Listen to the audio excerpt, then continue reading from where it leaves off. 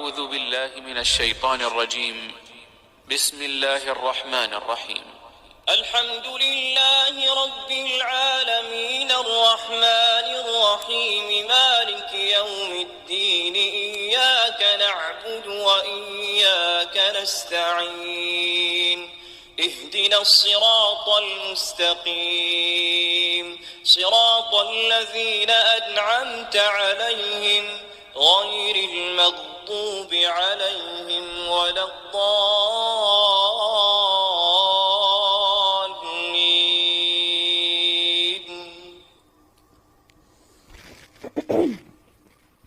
نحمده ونصلي على رسوله الكريم أما بعد فأعوذ بالله من الشيطان الرجيم.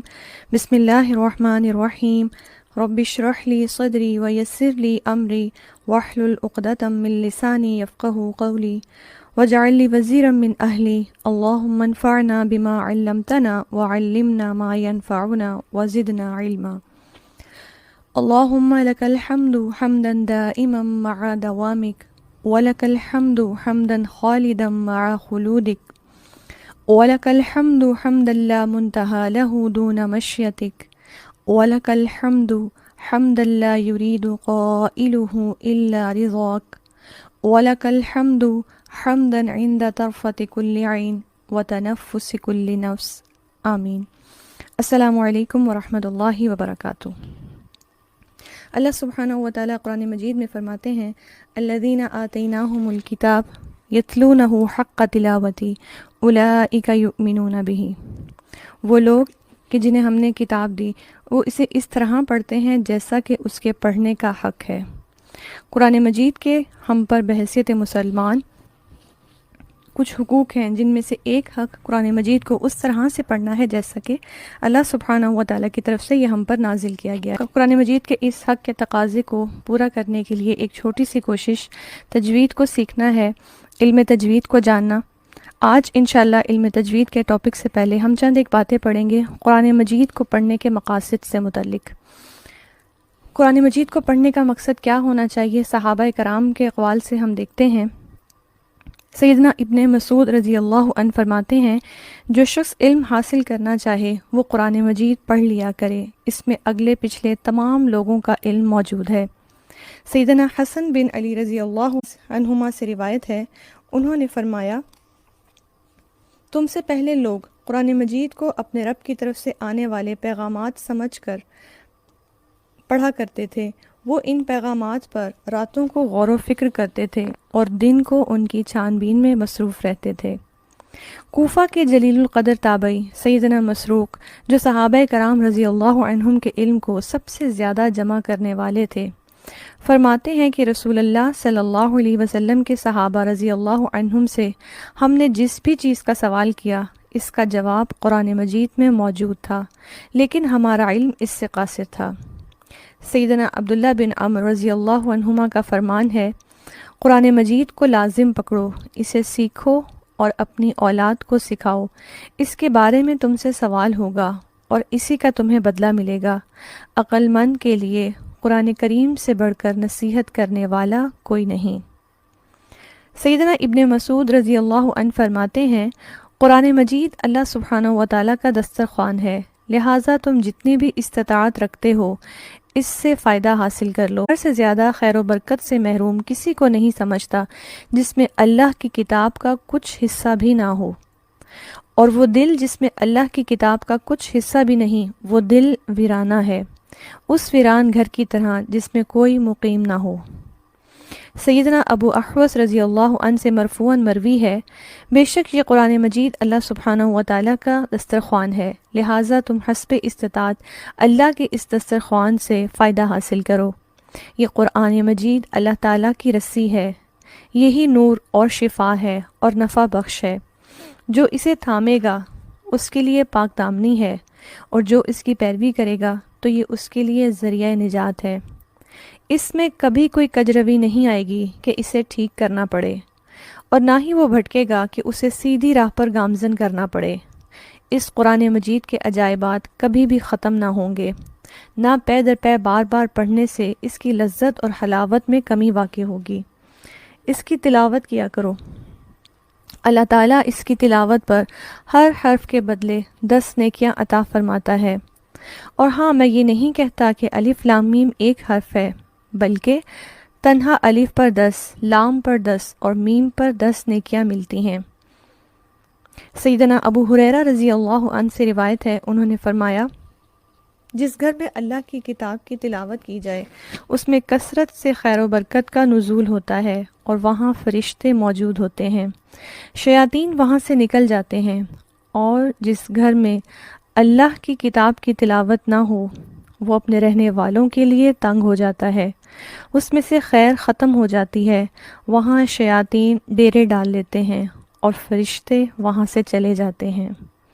اللہ سبحانہ و تعالیٰ کے اس کلام کو پڑھنا، قرآن مجید کو پڑھنا دلوں کے نور کا سبب ہے، دنیا اور آخرت میں نجات کا سبب ہے، اور گھروں میں خیر و برکت کا سبب ہے اس قرآن مجید کو پڑھنا۔ سیدنا علی بن ابی طالب رضی اللہ عنہ نے حاملین علم کو مخاطب کرتے ہوئے فرمایا، اے حاملین علم، اپنے علم کے مطابق عمل کیا کرو، کیونکہ در حقیقت عالم وہی شخص ہوتا ہے جو اپنے علم کے مطابق عمل کرتا ہے، اس کا علم اور عمل باہم موافق ہوتا ہے۔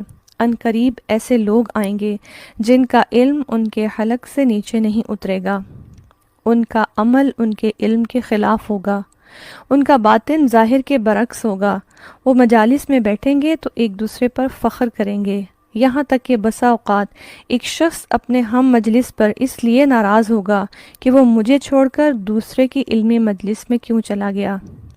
یہ وہ لوگ ہوں گے کہ جن کے اعمال ان علمی مجالس سے بلند ہو کر کبھی اللہ سبحانہ و تعالیٰ کی طرف نہیں جائیں گے۔ اللہ تعالیٰ ہم سب کو اس سیکھنے میں نیت کا اخلاص عطا فرمائے، قرآن مجید کی درست ادائیگی کو سیکھنے میں ہمارا مطلوب صرف اور صرف اللہ تعالیٰ کی رضا ہو اور اللہ سبحانہ و تعالیٰ کا دیدار ہو۔ اللہ کے چہرے کے لیے، اللہ سبحانہ و تعالیٰ کو دیکھنے کے لیے ہماری یہ سب کوشش ہو، اللہ اسے ہر طرح کے ریا سے پاک فرما دے، اور جس قرآن کے پڑھنے کے لیے ہم یہ کوشش کر رہے ہیں کہ اس کی درست ادائیگی ہو، اللہ سبحانہ و تعالیٰ ہمیں اس چیز کی بھی توفیق دے کہ ہم اس کے صحیح فہم کو پڑھنے کے لیے بھی اپنی زندگی کا بہترین وقت لگائیں۔ قرآن مجید کے ترتیل سے پڑھنے سے متعلق ایک دو قول ہم دیکھتے ہیں کہ جس میں آتا ہے، جیسا کہ قرآن مجید میں اللہ سبحانہ و تعالیٰ نے فرمایا وَرَتَّلْنَاهُ تَرْتِيلًا، چنانچہ ابو ہریرہ رضی اللہ عنہ بیان کرتے ہیں کہ اللہ کے رسول صلی اللہ علیہ وسلم کے بارے میں آتا ہے کہ آپ صلی اللہ علیہ وسلم قرآن مجید کو ٹھہر ٹھہر کر پڑھا کرتے تھے۔ حضرت عائشہ رضی اللہ عنہا فرماتی ہیں کہ آپ صلی اللہ علیہ وسلم قرآن مجید کو ترتیل کے ساتھ پڑھتے تھے۔ ابن عباس کے بارے میں آتا ہے کہ انہوں نے فرمایا، ایک سورت کو ترتیل کے ساتھ پڑھنا مجھے زیادہ محبوب ہے کہ میں پورا قرآن بغیر ترتیل کے پڑھوں۔ حضرت عبداللہ بن مسعود رضی اللہ عنہ بھی قرآن مجید کو ترتیل کے ساتھ پڑھا کرتے تھے۔ آپ صلی اللہ علیہ وسلم کے بارے میں حضرت ام سلمہ رضی اللہ عنہا فرماتی ہیں کہ نبی صلی اللہ علیہ وسلم اپنی قرات کو ایک ایک آیت کر کے پڑھتے تھے، الحمدللہ رب العالمین پڑھتے اور ٹھہر جاتے، پھر الرحمن الرحیم پڑھتے اور ٹھہر جاتے، یعنی اس طرح کی ادائیگی بتائی گئی۔ ابن مسعود رضی اللہ عنہ نے خود بھی ترتیل کے ساتھ پڑھتے تھے، لوگوں کو بھی یہی حکم دیتے تھے۔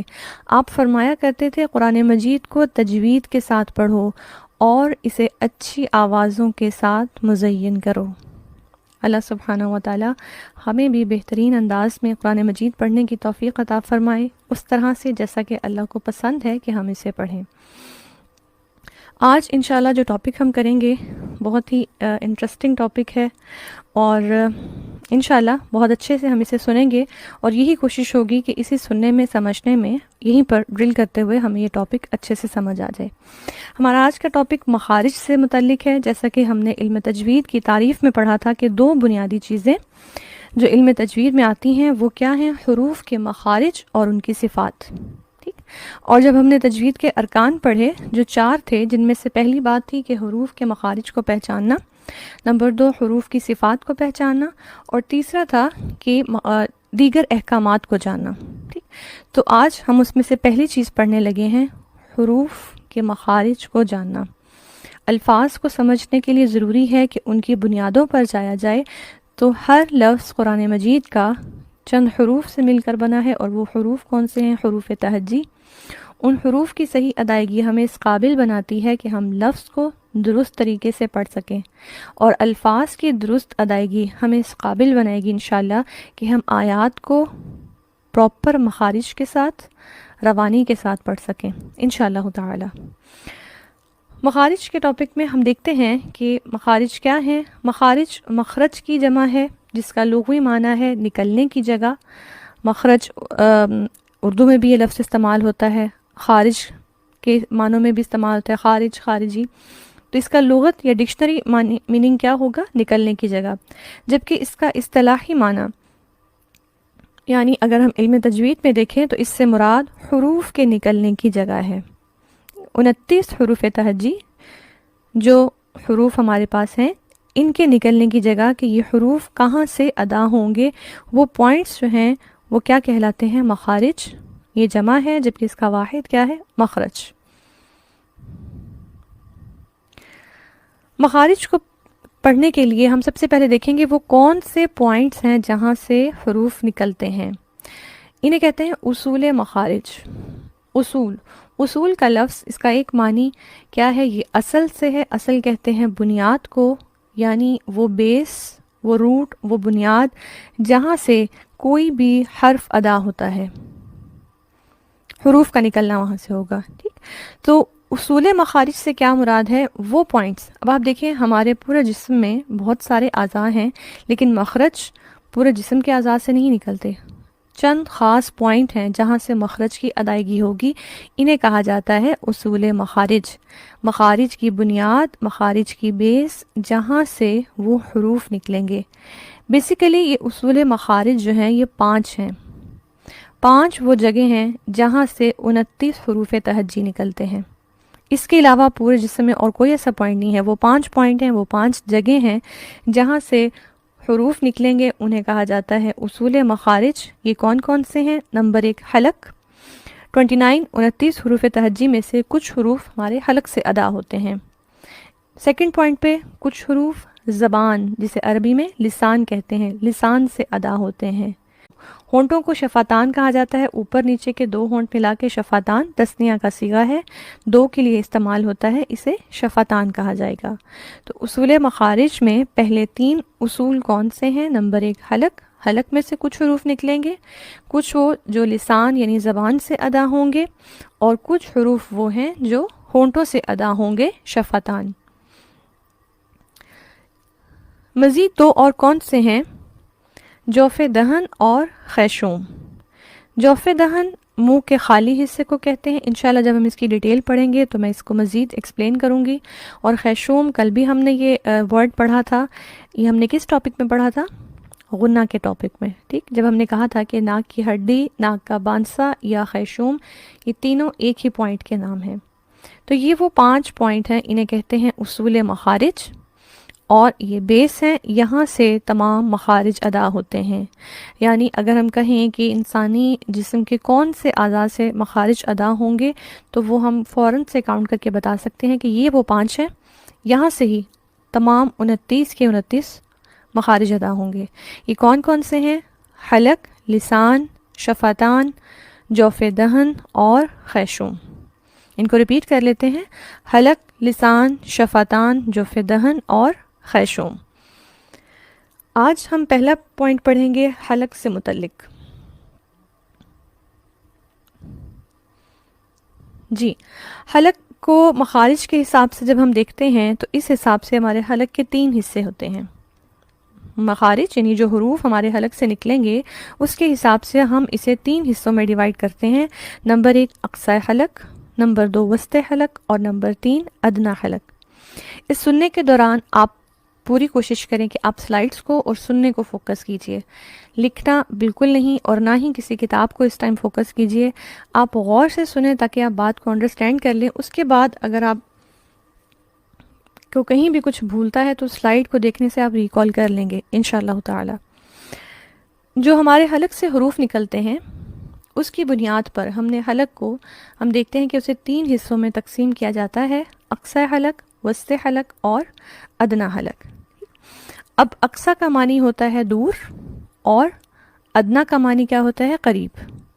تو اقصا اور ادنا یہ دو یہاں پر جب ورڈز استعمال ہوتے ہیں تو ہم دیکھتے ہیں کہ یہ کن معنوں میں استعمال ہو رہے ہیں. وسط تو کیا ہے؟ حلق کا درمیانی، وسط درمیان کو کہتے ہیں، تو حلق کا درمیانی حصہ.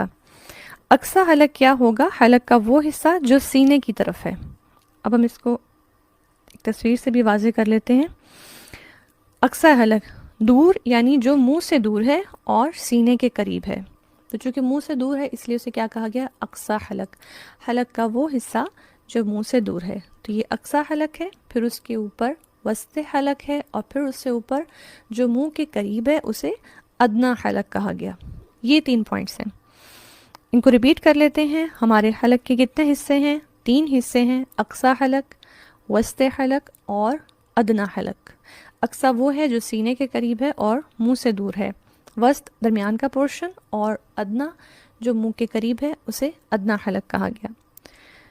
یہ 3 حصے کس کے ہیں؟ حلق کے. ان تینوں حصوں سے 2 حروف ادا ہوں گے. 29 حروف متحجی میں سے ان تینوں پوائنٹ سے 2 حروف ادا ہوں گے. تو ٹوٹل حلق سے کتنے حروف ادا ہوں گے؟ 6 حروف. 6 حروف ایسے ہیں جو حلق سے ادا ہوتے ہیں، اور چونکہ حلق کے 3 حصے ہیں تو یہ 6 ڈیوائیڈ ہو گئے 2 حروف ہر پارٹ میں سے. اقصا حلق سے کون سے حروف ادا ہوتے ہیں؟ یہ ہیں حمزہ اور ہا. ٹھیک ہے، حمزہ اور ہا یہ اقصا حلق سے ادا ہوں گے. وسط حلق ہم دیکھتے ہیں یہاں سے جو حرف ادا ہوتے ہیں وہ ہیں عین اور ہا. ہا جو اقصا حلق سے ادا ہو رہا ہے یہ اور مخرج ہے، اس کی ساؤنڈ بھی مختلف ہے. جو ہا ہے یہ وسط حلق سے ہے، یہ حرف بھی اور ہے، مخرج بھی اور ہے، آواز بھی چینج ہے. اور اس کے بعد تیسرے کون سے حروف ہیں؟ غین اور خا، جو کہ ادنا حلق سے ادا ہوں گے. ٹھیک، اب ہم نیچے سے اوپر کی جانب جاتے ہوئے دیکھتے ہیں کون سے حروف ہیں. حمزہ ہا، عین ہا، غین خا. اچھا، جب میں ان کو جتنی دفعہ ڈرل کرواؤں گی ہم نیچے سے اوپر کی جانب جائیں گے. ٹھیک ہے، نیچے سے اوپر کی جانب میں سب سے پہلے حلق کا پورشن ہے، پھر زبان ہماری ہوتی ہے، اور اس کے بعد ہمارے ہونٹ ہیں. تو ہم اسی سیکوینس سے تمام مخارج کو کریں گے. اس لیے ہم سٹارٹ ہمیشہ کہاں سے لیں گے؟ اقصا حلق سے، ادنا سے نہیں. ٹھیک ہے، ہم ہمیشہ اقصا حلق سے سٹارٹ لیتے ہوئے اوپر کی جانب آئیں گے. تو سٹارٹ ہمارا کیا ہے؟ اقصا حلق، وسط حلق، ادنا حلق. اس کو ریپیٹ کیجئے: اقصا حلق، وسط حلق، ادنا حلق. اور اب یہاں سے نکلنے والے حروف کو ہم ریپیٹ کرتے ہیں: حمزہ ہا، عین ہا، غین خا. حمزہ ہا، عین ہا، غین خا. کلیئر؟ چلیں اب ہم دیکھتے ہیں یہ جو حروف ہم یہاں سے ادا کرتے ہیں. ٹھیک، ان حروف کو یاد کرنے کا ایک آسان طریقہ یہ ہے کہ نہ صرف ہم ان کے مخارج پڑھیں گے بلکہ ہم انہیں اپنے ہاتھ پہ بھی پریکٹس کریں گے. ہاتھ پہ پریکٹس کرنے سے یہ ہوگا کہ تمام مخارج یوں لگے گا جیسے ہمارے ہاتھ میں آگے ہیں. اور جب ایک دفعہ ہم انہیں ہاتھ پہ ڈرل کر لیں گے تو انشاءاللہ اچھے طریقے سے سمجھنے کے بعد یہ پھر کبھی بھی نہیں بھولیں گے. اور کسی بھی لفظ کی ادائیگی بہترین کرنے کے لیے، اس کا حق دینے کے لیے یہ بات جاننا بہت ضروری ہے کہ وہ حرف کہاں سے نکلتا ہے. ایک ہے بغیر علم کے پڑھتے چلے جانا. ہمارا کہہ لیں کہ تکا ہو سکتا ہے کہ بائی چانس حرف ہمارا وہیں سے ادا ہو رہا ہو، یا ہم خود سے گیس کر لیتے ہیں، یا تھوڑا بہت پتہ ہوتا ہے. اور ایک وہ کام کرنا ہے جو انسان علم یقین کے ساتھ کرے. جب وہ ایک چیز کو سیکھ لے، سمجھ لے، اور پھر پورے کانفیڈنس کے ساتھ، پورے شرح صدر کے ساتھ جب ہم اس کو کرتے ہیں تو اس کام کے کرنے کا انداز ہی اور ہوتا ہے. ان حروف کی بہترین ادائیگی کے لیے بہت ضروری ہے کہ ہمیں پتہ ہو کہ حرف بیسیکلی کہاں سے نکلنا ہے، مجھے کس پوائنٹ کو فوکس کرنا ہے. اگر میرا عین درست نہیں ہے تو مجھے اپنے کس حصے کی طرف زیادہ فوکس کرنا ہے جہاں سے وہ نکلنا ہے. کیونکہ ہو سکتا ہے کہ مخرج کے صحیح مقام نہ پتہ ہونے کی صورت میں ہم کسی اور مقام سے اس کو نکال رہے ہوں جبکہ اس کی اصل ادائیگی کسی اور پوائنٹ سے ہونی ہو. ٹھیک ہے، تو یہ جیسے ہا اور ہا کا ڈفرنس ہے، اس میں بھی جب ہم اس کو ادا کریں گے تو ہمیں معلوم ہو کہ جب ہمیں ہا ادا کرنا ہے تو حلق کا کون سا حصہ استعمال ہوگا اور ہا کی صورت میں کون سا حصہ ہوگا. جی اب ہم اس کو دیکھ لیتے ہیں. حلق کے حصے اقصی، وسطی اور ادنا حلق، اور اس کو ہم ہاتھ پہ کس طرح پریکٹس کریں گے. ہم اپنے ہاتھ کو اس طرح، آپ سب لوگ اپنے ہاتھ کو دیکھیے، اپنا ہاتھ اپنے سامنے رکھیے. ہاتھ کے ساتھ جو نیچے کلائی کا تھوڑا سا حصہ ہے اسے ہم حلق کنسیڈر کریں گے. ٹھیک ہے، ہم اپنے ہاتھ کو زبان کنسیڈر کریں گے. سائز تو بہت بڑا ہے، زبان کا سائز تو چھوٹا ہوتا ہے، لیکن بہرحال ایک بات کو سمجھانے کے لیے، لیکن جو ہماری کلائی ہے، کلائی کے پورشن کو ہم کنسیڈر کریں گے کہ یہ مثال کے طور پر ہمارا حلق ہے. اب آپ اپنی کلائی کو سامنے رکھیں گے اور جس طرح سے میں بتاؤں گی آپ پوائنٹ کریں گے اپنی کلائی کی طرف اور حلق کے حصوں کو دیکھیں گے. جی آپ دیکھیں جیسے کہ سلائیڈ میں ہے کہ نیچے سے اوپر کی طرف جاتے ہوئے سب سے پہلے اقصی حلق. اب آپ اس کو ساتھ ساتھ پریکٹس کرتے ہوئے اپنی انگلی کو اپنی کلائی پر رکھتے ہوئے ساتھ ساتھ بولیے. ٹھیک ہے، اقصی حلق، اس سے اوپر وسطی حلق، اور جہاں پر کلائی کا جو جوڑ ہے وہ ہاتھ سے مل رہا ہے وہاں پر کیا ہے؟ ادنا حلق. 3 پورشن ہو گئے، اقصی حلق، وسطی حلق، ادنا حلق. اور اسی طرح ان میں سے حروف کون سے ادا ہوں گے؟ حمزہ ہا، عین ہا، غین خا. حمزہ ہا، عین ہا، غین خا. تو یہ جب یاد کرنا ہے تو اس کو انشاءاللہ تعالی یاد کرنے کے ساتھ اسی طرح اپنے ہاتھ پر پریکٹس کرنی ہے.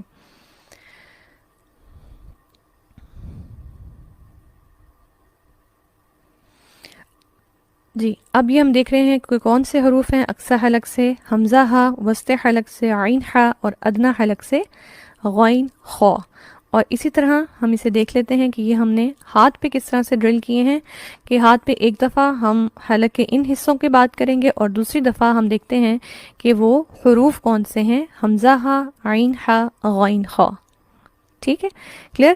اور یہ انشاءاللہ یہ آج کا ہوم ورک بھی ہوگا کہ ہم کسی بھی پیج پر آپ لوگ ہاتھ ڈرا کریں گے، پورا ہاتھ تھوڑی سی کلائی کے ساتھ، اور اس کلائی کو حلق کنسیڈر کرتے ہوئے آپ پہلے اس پر نام لکھیں گے حلق کے حصوں کے، اور اس کے ساتھ پھر اس سے ادا ہونے والے حروف لکھیں گے جو کون سے ہیں؟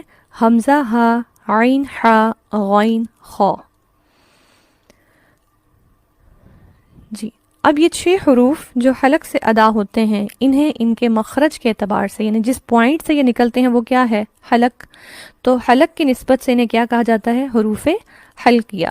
ٹھیک، یعنی اگر میں کبھی پوچھوں نیکسٹ آپ سے یا کویسچن کروں کہ حروف حلقیہ کون سے ہیں، تو آپ کے مائنڈ میں فوراً کیا کلک کرے گا؟ وہ حروف جو حلق سے نکلتے ہیں، اور وہ 6 حروف آپ فوراً سے بتا سکتے ہیں حمزہ ہا، عین ہا، غین خا.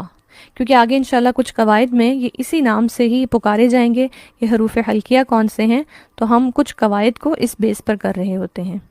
ٹھیک، تو یہ کون سے حروف تھے؟ حلق سے نکلنے والے 6 حروف تھے. حلق کے 3 حصے ہیں، اقصی، وسطی حلق، ادنا حلق، اور ان میں سے ہر ایک حصے سے 2 حروف نکلتے ہیں جو اسی ترتیب سے کون سے ہیں؟ حمزہ ہا، عین ہا، غین خا. اب ایک اور چیز دیکھ لیتے ہیں ہم اس حساب سے کہ پورے حروف تہجی میں ہم نے ایک پریکٹس کرنی ہے، وہ یہ کہ کسی بھی حرف کی صحیح ادائیگی معلوم کرنے کا کیا طریقہ ہے. وہ کون سی پریکٹس ہے جس کو کرتے ہوئے میں کسی بھی حرف کی درست ادائیگی تک پہنچ سکتی ہوں.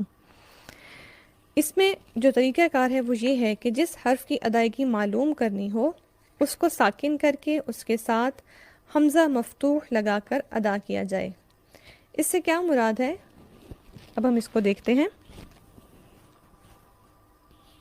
مثال کے طور پر مجھے ہا کی ادائیگی چیک کرنی ہے، تو کیا کرنا ہے؟ قاعدے کے مطابق اس کو ساکن کر دوں گی، ہا پر جزم لگا دوں گی، اور اس سے پہلے حمزہ مفتوح.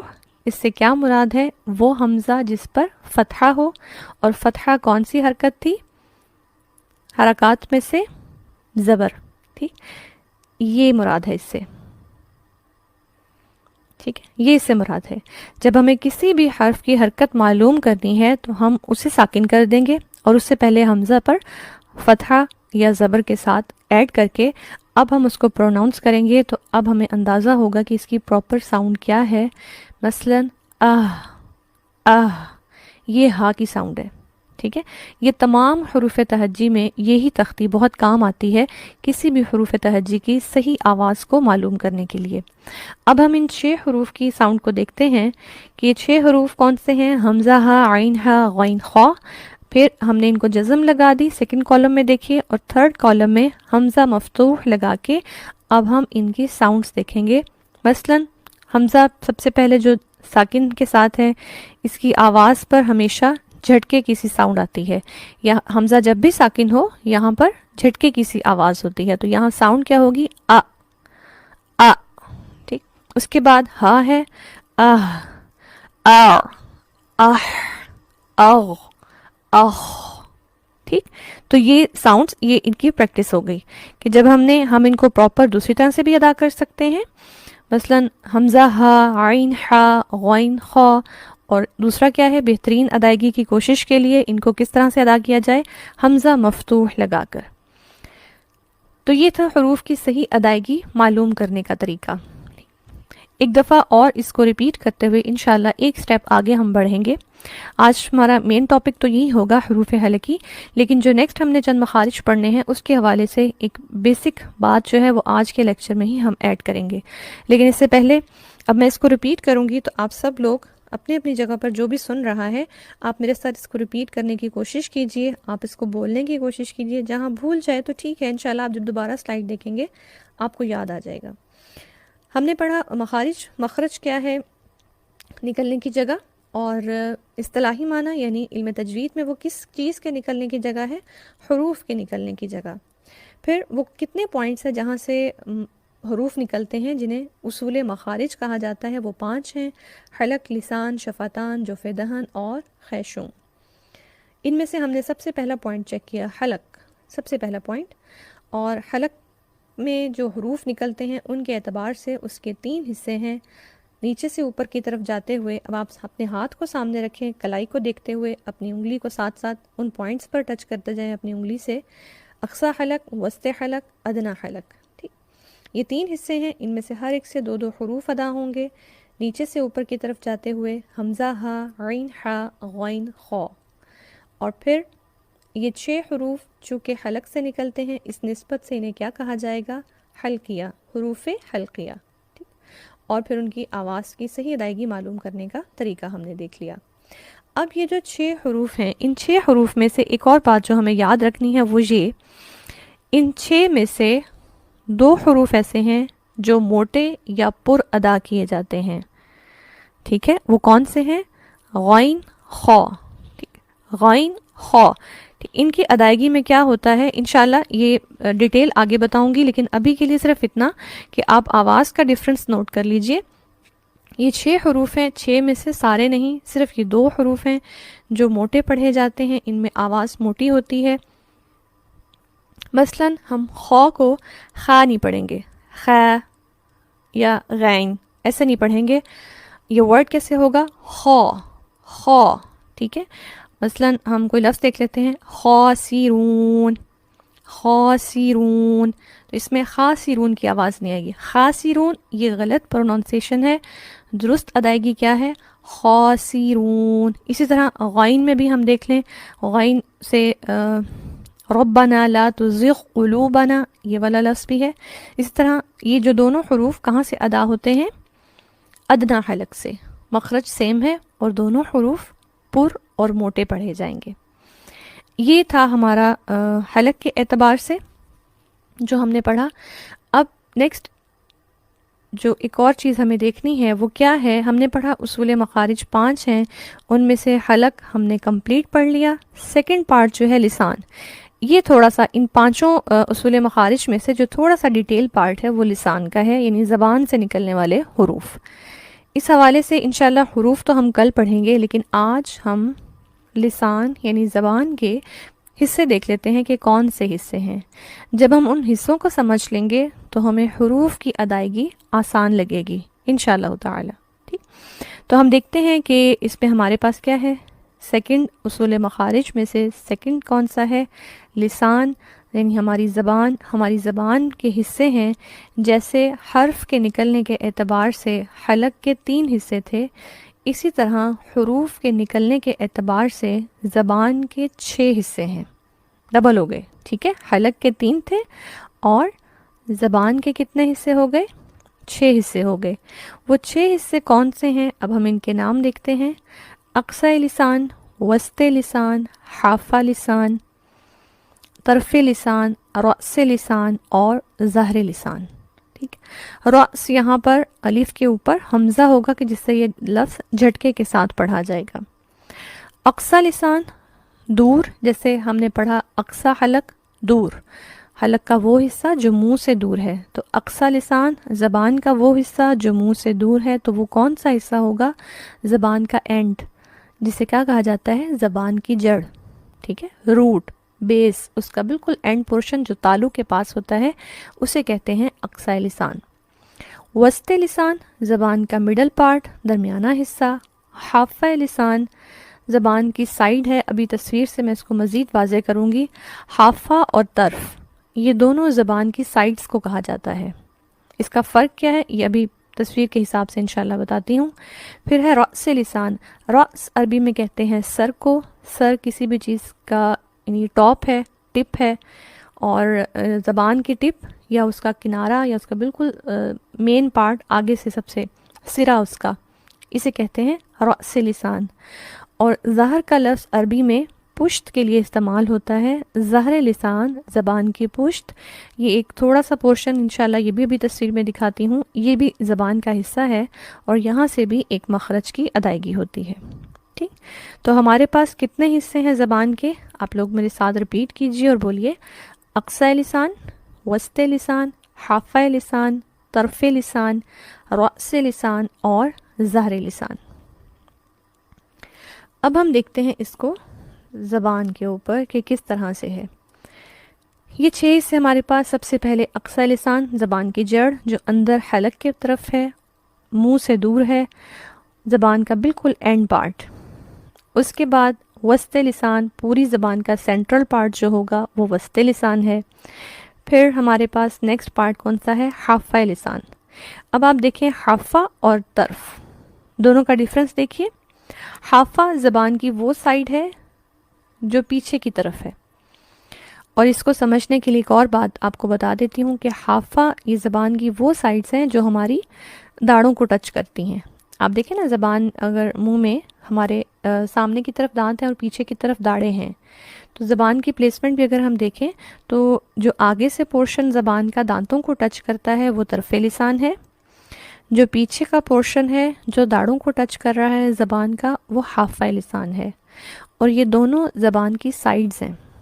ٹھیک ہے، زبان کا اوپر والا حصہ نہیں ہے، زبان کی سائیڈز ہیں. ٹھیک، حافہ زبان پیچھے سے نسبتاً موٹی ہوتی ہے آگے کی نسبت، تو زبان کی موٹی سائیڈ ہے، اور طرف لسان زبان کی باریک سائیڈ ہے. پھر نیکسٹ ہے رأس لسان، زبان کے ٹپ، اور آپ دیکھیں ٹپ سے بالکل نزدیک کر کے تھوڑا سا پورشن جسے ظہر لسان کہا جاتا ہے. ظہر لسان زبان کی پشت کا مطلب یہ نہیں ہے کہ زبان کی بیک سائڈ سے کوئی پورشن ہوگا، یہ زبان کی فرنٹ سائڈ پہ ہی پورشن ہوتا ہے جسے ظہر لسان کہا جاتا ہے. یہ 6 حصے ہیں زبان کے. اب ہم دیکھیں گے کہ ہم نے ان 6 حصوں کو اپنے ہاتھ پہ کیسے یاد کرنا ہے انشاءاللہ. جی، اب اس پکچر کو میں نے اس کی ڈائریکشن چینج کر دی ہے ہاتھ کے ساتھ ریلیٹ کرنے کے لیے. اب آپ تصویر کو غور سے دیکھیے گا، بات کو غور سے سنیے گا، اور ساتھ ساتھ اپنے ہاتھ پہ اس کو پریکٹس کیجیے گا. آپ دیکھیں اقصی لسان زبان کی جڑ ہے. ہاتھ پر ہم نے جہاں کلائی کا جوڑ تھا وہاں ادنا حلق کو ختم کیا تھا، اس کے آگے سے زبان شروع ہو گئی، تو زبان کی جڑ ہے، تو گویا ہاتھ کا یہ والا پورشن کیا ہو گیا؟ اقصی لسان. پھر ہاتھ سے ہی دیکھیں، ہاتھ اور زبان کا ڈفرنس ہے سائز کا، لیکن ہم سمجھنے کے لیے اس کو ہاتھ پہ پریکٹس کرتے ہیں. درمیانہ حصہ کون سا ہو گیا؟ وسط لسان. پھر آپ اپنے ہاتھ کی ہی سائڈز دیکھیں جو میں نے مارک کی ہوئی ہیں، حافہ لسان. تو یہ زبان کی موٹی سائڈ حافہ لسان، اور اس کے بعد اوپر سے تمام ہاتھ کی جو سائڈ ہے پورے ہاتھ کی اوپر سے انگلیوں کی جانب، اسے میں نے کیا مینشن کر دیا؟ طرف لسان. بالکل ٹپ جو ہے میرے ہاتھ کی وہ زبان کی نوک ہے جسے رأس لسان کہا جاتا ہے، اور اس کے پاس کر کے انگلی کی پہلی پور تک ہی ہم اس پورشن کو مینشن کر دیتے ہیں، یہ ظاہر لسان ہے. ٹھیک ہے، میں ریپیٹ کرتی ہوں. اب آپ اپنے ہاتھ پہ انگلی رکھ کے ساتھ ساتھ ان پارٹس کو دیکھیے. اقصی لسان، ہاتھ اور کلائی کا جوڑ، ہاتھ کا جو مڈ ہے زبان کا درمیانہ حصہ وسط لسان، زبان کا موٹا کنارہ حافہ لسان، زبان کی باریک سائڈ طرف لسان، زبان کا سرا، اس کی نوک، اس کی ٹپ رأس لسان، اور اس کے تھوڑا سا پاس کر کے ظہر لسان۔ یہ 6 حصے ہیں زبان کے۔ یہ جب انشاءاللہ اچھے سے یاد ہو جائیں گے تو مخارج کو یاد کرنا کچھ بھی مشکل نہیں رہے گا، اور اس پہ بالکل بھی پریشان نہیں ہونا اگر نام کچھ بھی تھوڑے سے مشکل لگ رہے ہیں۔ زیادہ تر الفاظ وہی ہیں جو اردو میں بھی استعمال ہوتے ہیں سوائے 1-2 الفاظ کے۔ اس کو بہترین آپ تبھی یاد کر سکیں گے جب آپ اپنے ہاتھ پہ اس کو بار بار ڈرل کریں اور اسی طرح ہاتھ ڈرا کر کے ان پارٹس کو لیبل کر دیں۔ یہ وہ پریکٹس ہے جو آپ کو فائدہ دے گی اور اس سیکھنے کو انٹرسٹنگ بھی بنائے گی، اور انشاءاللہ آپ کو کم وقت میں زیادہ اچھے سے یاد ہو جائے گا۔ ٹھیک ہے، چلیں ہم ریپیٹ کر لیتے ہیں پارٹس کو۔ آپ اپنے ہاتھ کو دیکھیے اور انگلی سے ان پوائنٹس کو ٹچ کیجئے۔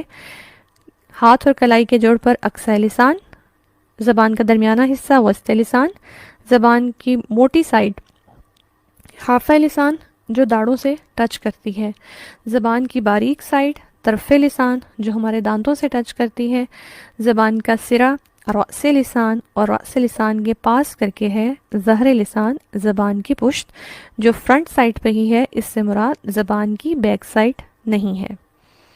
ٹھیک ہے جی، چلیں یہ ہمارے ہو گئے پارٹس۔ آج ہم نے جو ٹاپک کمپلیٹ کیا ہے وہ ہے اصول مخارج میں سے پہلا اصول حلق، اس کو ہم نے مکمل پڑھ لیا۔ دوسرا اصول لسان ہے، اور لسان کے ہم نے صرف پارٹس دیکھے ہیں، مخارج ابھی نہیں پڑھے۔ ان آیات میں حروف حلقیہ ان کو ہم ہائی لائٹ کریں گے۔ ان کو ہائی لائٹ کرنے کے بعد انشاءاللہ ان کی تلاوت سنیں گے اور غور کریں گے کہ پڑھنے والے نے ان حروف کو کیسے پڑھا ہے، آواز کیا تھی، اور جب خود پڑھنے کی کوشش کریں گے تجوید کے ساتھ تو وہی حروف نکالنے کی، ویسی ہی آواز نکالنے کی کوشش کریں گے۔ ٹھیک ہے، جیسے کہ مثال کے طور پر اگر ہم آیت نمبر 21 میں ہی دیکھتے ہیں تو اس میں دیکھیے یا ایہا ہا، ٹھیک، یہ حروف حلقی میں سے ہے۔ یا ایہا الناس اعبدوا، سعبدوا، عین حروف حلقی میں سے۔ پھر وہ کس پارٹ میں سے ہے یہ آگے فردر ڈیٹیل ہے۔ ربکم الذی خلقکم، خلقکم، ٹھیک، تو یہاں خا، اس کو ہم خلقکم نہیں پڑھ سکتے، کیوں؟ کیونکہ خا پر حروف میں سے ہے تو اس کی ساؤنڈ خا ساؤنڈ غلط ہے، اس کی ساؤنڈ درست کیا ہے؟ خا، خا، خلقکم والذین من قبلکم لعلکم، عین تتقون، ٹھیک، عین ہمارے حروف حلقی میں سے۔ الذی جعل، جعل عین حروف حلقی میں سے، لکم الارض، اب یہاں دیکھیں الارض، آ کون سی ساؤنڈ ہے؟ الف پر ہم نے کیا پڑھا تھا کہ جب الف پر حرکت آ جاتی ہے تو پھر اسے الف نہیں کہتے، قرآن مجید میں علم تجوید میں اسے حمزہ کہا جاتا ہے۔ علم تجوید میں الف صرف وہی ہوتا ہے جو الف مدہ کا ہے، جس پہ کوئی حرکت نہیں، جس پر حرکت آ جائے وہ حمزہ کہلاتا ہے۔ تو یہاں پر الارض، آ کی ساؤنڈ کس کی ساؤنڈ ہے؟ حمزہ کی ساؤنڈ ہے، ٹھیک۔ فراشا والسماء بناء وانزل، انزل، آ کی ساؤنڈ یہ ہمارے حروف حلقی میں سے ہے۔ من السماء ماء فاخرج، اخرج، حمزہ بھی اور خا بھی، بھی کا ہا اس میں شامل ہوگا۔ من الثمرات رزقا لکم فلا تجعلوا، عین تجعلوا للہ اندادا، ان میں آ کی ساؤنڈ، وانتم یہاں پر بھی آ کی ساؤنڈ، اور تعلمون عین کی ساؤنڈ۔ عموماً پڑھنے میں یا ادائیگی میں غلطی کیا ہوتی ہے؟ جب ہم عین نہیں نکالتے تو ہم وہاں حمزہ کی ساؤنڈ نکالتے ہیں۔ مثلاً عین کا مخرج جن لوگوں کا کمزور ہو وہ تعلمون کو تعلمون پڑھ دیتے ہیں، یا تو سمپل پڑھ دیں گے تعلمون، ٹھیک ہے، تجعلو، اب تجعلو اور تجعلو ساؤنڈ کا ڈیفرنس ہے، ٹھیک ہے، یا پھر کیا ہوتا ہے کہ وہ یہاں پر جھٹکا دے دیتے ہیں، تعلمون ایسے پڑھ لیتے ہیں، تجعلو، جعل، اس طرح سے الفاظ کو پڑھ دیں گے، جس سے غلطی ہوتی ہے، الفاظ بدل جاتے ہیں، اور الفاظ کا بدل جانا یہ حرام غلطی میں ہے۔ مخارج کی غلطی حرام غلطی میں ہے، کیونکہ اس سے الفاظ کا معنی بدل جاتا ہے۔ انشاءاللہ چند ایک اور مخارج جب پڑھ لیں گے تو میں کچھ الفاظ کی مثالوں سے یہ بات واضح کروں گی کہ کس طرح سے مخرج کی غلطی کرنے سے حرف کا معنی بدل جاتا ہے، اور جب بھی حرف کا معنی بدلے جس غلطی سے وہ حرام درجے کی غلطی ہوتی ہے۔ لہٰذا اس کو سیکھنا، اس کو پریکٹس کرنا اور اپنی زبان کو ان حروف کی صحیح ادائیگی کا عادی بنانا، یہ فرض درجے کے علم میں سے ہے، اور یہ فرض عین ہے اس کے مطابق قرآن مجید کو پڑھنا۔ ٹھیک ہے، ان چند آیات کے بعد اگر ہمیں قاعدے میں اس کی تختی کرنی ہے تو قاعدے میں تختی کے لیے بہترین جو تختی ہے وہ ہے جزم اور سکون کی تختی، جو ہم نے کل بھی دیکھی تھی۔ اس میں آپ ان الفاظ کو ہائی لائٹ کر لیجئے جو حروف حلقی ہیں، حمزہ ہا، عین ہا، غین خا، اور اس کے بعد ادھر سے پڑھ کے اور بار بار پڑھ کے ان حروف کی پریکٹس کی جا سکتی ہے۔ انشاءاللہ یہی ہمارا آج کا لیسن ہوگا، اور رکوع میں نے بتا دیا کہ انہی رکوع نمبر 3، 4 اور 5 میں حروف حلقی کو آپ ہائی لائٹ بھی کریں گے، اور آپ سنیں گے بھی کس قاری کی آواز میں، اور خود بھی ان رکوع کو پڑھیے گا اور پڑھنے میں فوکس کیجیے گا کہ کیا میں ان کی ادائیگی ٹھیک سے کر پا رہی ہوں کہ نہیں۔ بارک اللہ لی ولکم، سبحانک اللہم و بحمدک، اشہد ان لا الہ الا انت، استغفرک و اتوب الیک۔ اللہم احسن عاقبتنا فی الامور کلہا واجرنا من خزی الدنیا وعذاب الآخرہ۔ سبحان ربک رب العزت عما یصفون وسلام علی المرسلین والحمد للہ رب العالمین۔ الہی آمین ثم آمین۔ السلام علیکم ورحمۃ اللہ وبرکاتہ۔